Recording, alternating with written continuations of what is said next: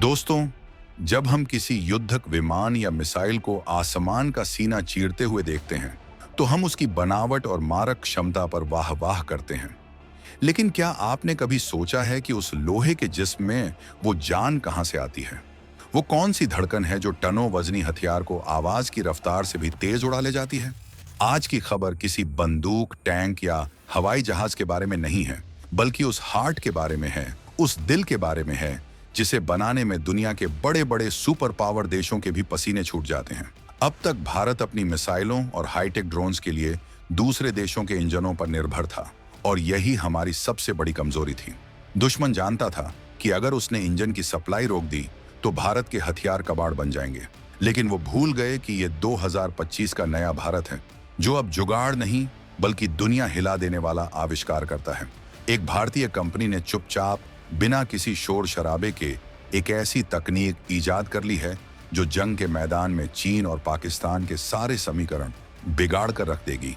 ये तकनीक इतनी छोटी है कि आपकी हथेली में समा जाए, लेकिन इसकी ताकत इतनी है कि ये दुश्मन के पूरे एयर डिफेंस सिस्टम को चकमा देकर तबाही मचा सकती है। तो आखिर क्या है ये आविष्कार? क्या इससे भारत अब सस्ते और घातक आत्मघाती ड्रोन की फौज तैयार करेगा? क्या अब हमारी क्रूज मिसाइलें और भी ज्यादा लंबी दूरी तक मार करेंगी? इन सारे सुलगते सवालों के जवाब हम आपको इस वीडियो में आगे देने वाले हैं। हम आपको बताएंगे इस गेम चेंजर तकनीक की पूरी कहानी। तो अपनी कुर्सी की पेटी बांध लीजिए और वीडियो पर अंत तक बने रहिएगा। इस मास्टर स्ट्रोक पर आपके क्या विचार हैं? कमेंट में जय हिंद लिखकर अपनी हाजिरी जरूर लगाइएगा। वायुव्य डिफेंस और TRJM-1 का धमाका। तो चलिए अब उस राज से पर्दा उठाते हैं जिसने रक्षा विशेषज्ञों की नींद उड़ा रखी है। ये कारनामा कर दिखाया है भारत की एक प्राइवेट डिफेंस कंपनी वायुव्य डिफेंस ने। इन्होंने दुनिया के सामने पेश किया है भारत का अपना पूरी तरह से स्वदेशी TRJM-1 माइक्रो टर्बोजेट इंजन। नाम थोड़ा टेक्निकल लग सकता है, लेकिन इसका काम सुनकर आपका सीना गर्व से 56 इंच का हो जाएगा। सरल भाषा में समझिए, अब तक हम जेट इंजन बनाने के मामले में बहुत पीछे थे। इंजन बनाना बच्चों का खेल नहीं है। इसमें धातु को पिघला देने वाली गर्मी और जबरदस्त दबाव को झेलने की क्षमता होनी चाहिए। यही वजह थी कि हमारी निर्भय जैसी क्रूज मिसाइलें या हमारे हाईटेक ड्रोन्स के लिए हमें रूस या यूरोप की तरफ देखना पड़ता था। लेकिन TRJM-1 ने यह खेल ही पलट दिया है। ये एक माइक्रो इंजन है, यानी आकार में छोटा लेकिन काम में किसी बाहुबली से कम नहीं। ये इंजन खास तौर पर उन हथियारों के लिए बनाया गया है जो दुश्मन को दिखाई नहीं देते। हम बात कर रहे हैं लॉइटरनिक म्यूनिशंस की, जिसे आसान भाषा में कामिकाजे ड्रोन या आत्मघाती ड्रोन भी कहते हैं। अब जरा सोचिए, चीन अपनी सीमा पर हजारों ड्रोन खड़े कर रहा है, पाकिस्तान तुर्की के ड्रोन्स का दम भरता है। उसका जवाब क्या है? उसका जवाब है ये इंजन। जब हमारे पास अपना इंजन होगा तो हम एक या दो नहीं बल्कि हजारों की तादाद में ऐसे मिसाइल और ड्रोन बना पाएंगे जो सस्ते होंगे और सटीक भी। वायुव्य डिफेंस ने जो कर दिखाया है वो भारत के डिफेंस सेक्टर में एक क्रांति से कम नहीं है।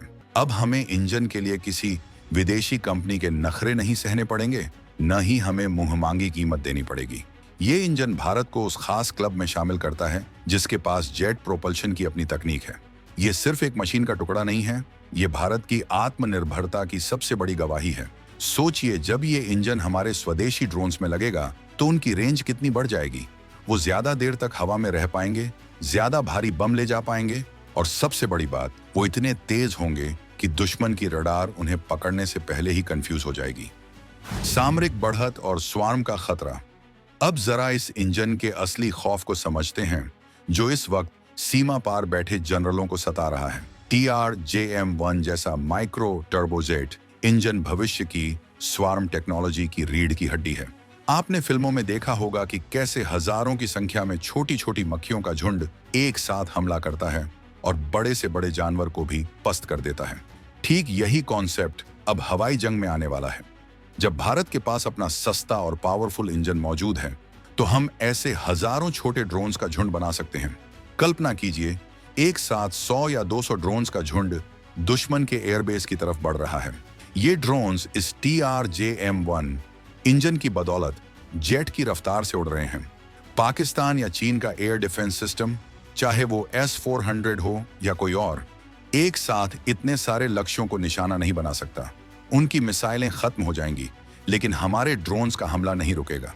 यही वो डर है जो दुश्मन को चैन से सोने नहीं दे रहा। अब तक भारत के हाथ बंधे हुए थे क्योंकि इंजन बाहर से आते थे और वो महंगे होते थे। लेकिन अब घर की खेती है। हम जितने चाहे उतने इंजन बनाएं और जितने चाहे उतने एरियल टारगेट या क्रूज मिसाइलें तैयार करें। ये इंजन खास तौर पर उन मिसाइलों के लिए एकदम सही है जो जमीन से एकदम सट कर उड़ती हैं, जिन्हें सी स्किमिंग या टेरेन हागिंग कहते हैं। रडार की नजरों से बचने के लिए ये हथियार बहुत नीचे उड़ते हैं और इसके लिए एक भरोसेमंद जेट इंजन की जरूरत होती है।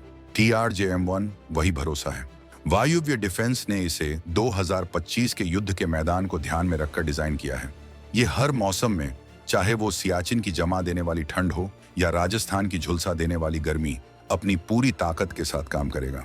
चीन हमेशा अपनी संख्या का रोब झाड़ता आया है कि उसके पास ज्यादा ड्रोन हैं, ज्यादा मिसाइलें हैं, लेकिन इस एक इंजन ने भारत को मौका दे दिया है कि हम चीन को उसी की भाषा में, उसी की रणनीति से मात दे सकें। इसे कहते हैं ईंट का जवाब पत्थर से नहीं बल्कि पहाड़ से देना। अब थोड़ा मैकेनिक बन जाते हैं और समझते हैं कि भाई इस इंजन के अंदर ऐसा क्या मसाला भरा है जो इसे इतना खास बनाता है। देखिए, साधारण ड्रोन में जो पंखे वाले इंजन प्रोपेलर लगे होते हैं वो धीमे होते हैं और ज्यादा ऊंचाई पर उनका दम फूलने लगता है। लेकिन ये टर्बोजेट है, बिल्कुल वैसा ही जैसा फाइटर जेट्स में होता है, बस साइज में छोटा। इसका काम करने का तरीका एकदम ढाकड़ है। ये आगे से हवा को खींचता है, उसे अंदर दबाता है, कंप्रेस करता है, फिर उसमें ईंधन मिलाकर आग लगाता है और पीछे से जो आग का गोला निकलता है वो इसे रॉकेट जैसी रफ्तार देता है। TRJM-1 को डिजाइन करते समय इंजीनियरों ने इस बात का पूरा ध्यान रखा है कि इसका वजन कम से कम हो, लेकिन थ्रस्ट, धक्का मारने की ताकत सबसे ज्यादा हो। टेक्निकल भाषा में इसे थ्रस्ट टू वेट रेशियो कहते हैं और इस मामले में ये इंजन दुनिया के बेस्ट इंजनों को टक्कर दे रहा है। इसमें जो धातु इस्तेमाल हुई है वो इतनी हाई क्वालिटी की है कि लगातार चलते रहने पर भी ये पिघलती नहीं है। इसके अलावा ये इंजन पूरी तरह से डिजिटल कंट्रोल पर चलता है, यानी इसमें लगा कंप्यूटर पल पल ईंधन की खपत और हवा के दबाव को मॉनिटर करता है। इसका फायदा क्या है? इसका फायदा ये है कि अगर दुश्मन इसे जाम करने की कोशिश करे या इलेक्ट्रॉनिक वॉरफेयर का इस्तेमाल करे तो भी ये इंजन बंद नहीं होगा। ये अपना मिशन पूरा करके ही दम लेगा।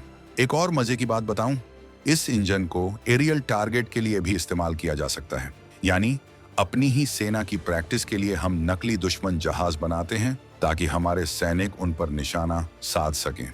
अब तक इन नकली जहाजों के लिए भी हम इंजन इंपोर्ट करते थे, मतलब प्रैक्टिस करने के लिए भी दूसरों का मुंह ताको। कितनी शर्म की बात थी। लेकिन अब वायुव्य डिफेंस के इस TRJM-1 ने वो बेइज्जती भी धो दी है। अब हमारी सेना अपनी प्रैक्टिस भी अपने दम पर करेगी और जंग भी अपने दम पर जीतेगी। ये इंजन सिर्फ एक मशीन नहीं बल्कि भारत की इंजीनियरिंग का लोहा है जिसे अब पूरी दुनिया मानेगी।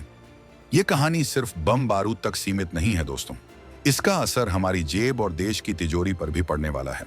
अब तक हम अरबों डॉलर खर्च करके विदेशी इंजन खरीदते थे, वो पैसा अब देश में ही रहेगा। वायुव्य डिफेंस जैसी भारतीय कंपनियां जब आगे बढ़ेंगी तो हजारों भारतीय इंजीनियरों को नौकरियां मिलेंगी।